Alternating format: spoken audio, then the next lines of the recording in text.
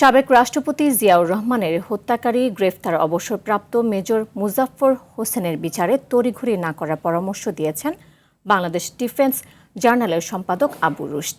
তাকে নিরাপদে রেখে সুষ্ঠু তদন্তের মাধ্যমে প্রকৃত তথ্য বের করা গুরুত্বপূর্ণ বলে মনে করেন তিনি।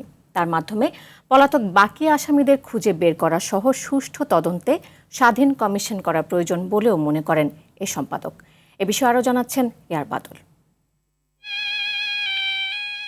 ১৯৮১ সালের মধ্যরাত চট্টগ্রাম সার্কিট হাউজে একদল বিপথগামী সেনা কর্মকর্তার আগ্নেয়াস্ত্র গর্জে ওঠে। হত্যা করা হয় বিএনপির প্রতিষ্ঠাতা রাষ্ট্রপতি জিয়াউর রহমানকে।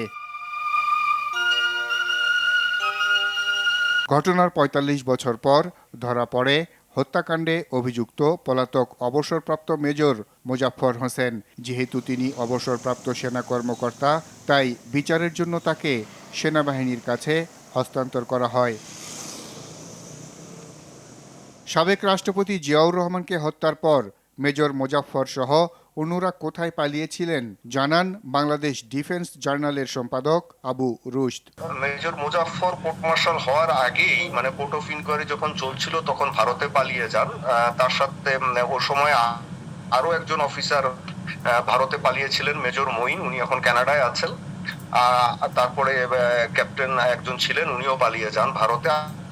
আরেকজন মেজর খালেদ, উনি যান ব্যাংককে। মেজর মোজাফফর হোসেনের বিচার তাড়াহুড়ো করে করা ঠিক হবে না বলে জানান এই সম্পাদক। তড়িঘড়ি বিচার করে সেটা থেকে বিচারের আগে এই জিনিসগুলো, তথ্যগুলো বের করাটা গুরুত্বপূর্ণ। তার কারণে এই সুযোগ ৪৫ বছর পরে পাওয়া গেছে, সুতরাং এটা হারানো যাবে না। এ বিষয়ে স্বাধীন তদন্ত কমিশন গঠনের তাগিদ দেন আবু রুশদ। মিসিং লিঙ্কগুলো যে এগুলো খুঁজে বের করা, তদন্ত করে আপনার একটি স্বাধীন তদন্ত কমিশন করে সেনাবাহিনীর তত্ত্বাবধানে গোয়েন্দা সংস্থা, প্রতিরক্ষা মন্ত্রণালয়, স্বরাষ্ট্র মন্ত্রণালয় সবাই থাকবে এবং তার মাধ্যমে খুঁজে বের করা যে তখন আসলে কি ঘটনাগুলো ঘটেছিল। তার কারণ যারা এই ঘটনাগুলো ঘটিয়েছিল, এই ষড়যন্ত্র পাকিয়েছিল, তাদের বেশিরভাগ মারা গেছে। এখন হয়তো একজন দুজন বাকি, আমি পাচ্ছি যে হয়তো দুজন বেঁচে আছেন, একজন মেজর মুজাফফর আর একজন মেজর মঈন। সুতরাং মেইন লক্ষ্য হবে তাকে নিরাপদে রেখে সুষ্ঠু তদন্ত করে তার কাছ থেকে এই মিসিং লিঙ্কগুলো বের করা।